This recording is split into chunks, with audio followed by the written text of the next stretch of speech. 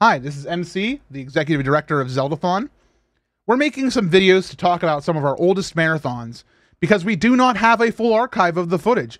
We have some pictures, screen grabs, and some assorted video files, but nothing that we could call an archive, a history. You cannot watch this marathon anymore. Unfortunately, the footage is lost to time. So on screen, we'll show you what we do have, and I'll give you a little bit of narration about what the event was. Zeldathon Quest was a kind of impromptu marathon. So after our third marathon, our winter event, we started planning for our fifth event in the summer. However, we decided to do a 48-hour mini marathon from June 22nd to 24th to raise for a very personal cause.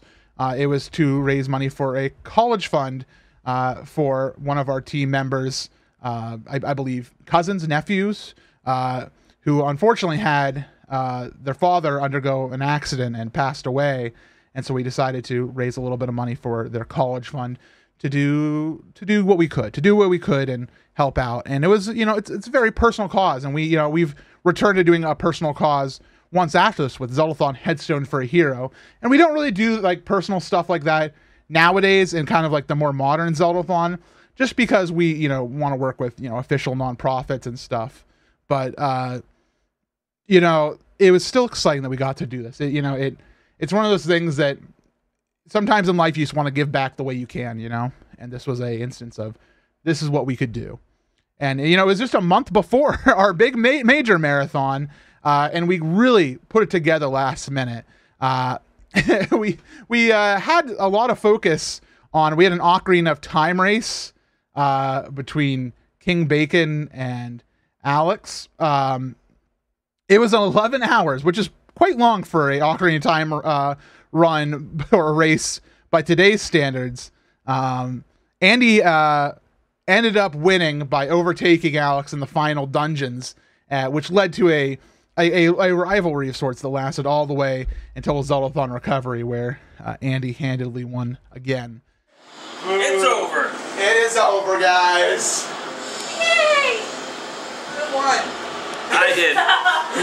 Way to follow the game, Steph. No! I'm nobody. I told you I'd get close behind you. Yes, Tiger. Only because of my monumentally epic fail. But we also had some other fun runs during that. We we needed to kill some time, and so we talked to all the girls on the team who at the time we did not have many women who like ran video games. It was mostly the dudes, and we said, all right, everybody here, play Oracle Seasons. And we had Steph was one of them amongst it, and that was like her first Zeldathon run, was just playing Oracle Seasons after having, I believe none of them had played Oracle Seasons at that point. We did not get very far. I think we did like an hour of it. Obviously it's a far cry from what we have nowadays, where we try to have a very diverse lineup of segments and runners, and obviously we tell people beforehand they're going to be playing games. But it was fun. It was still, it was one of those like really, really old time things. We had a goal where we all we did is we went out onto our, like the street outside where the marathon was held in my, again, in my mom's house.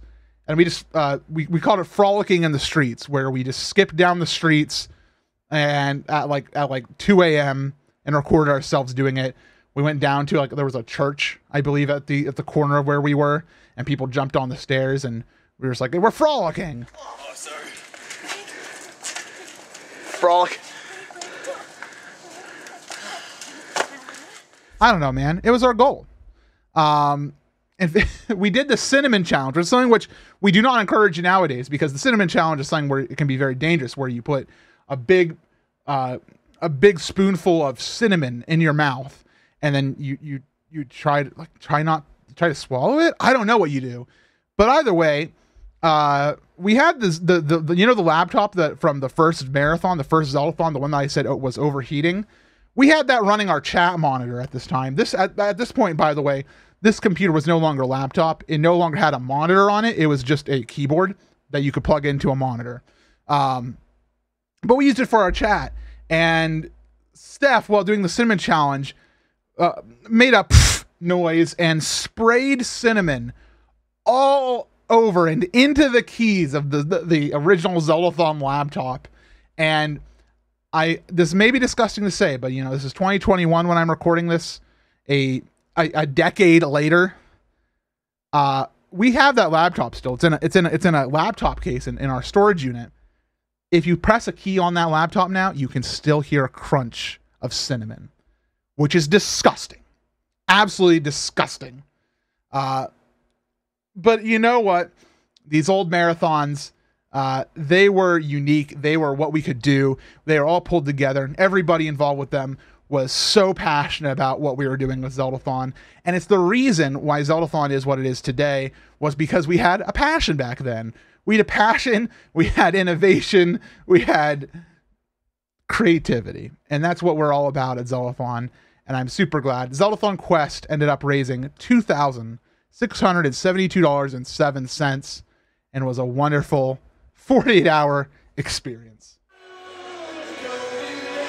Hesitate, consummate your portal with me. You might just get up.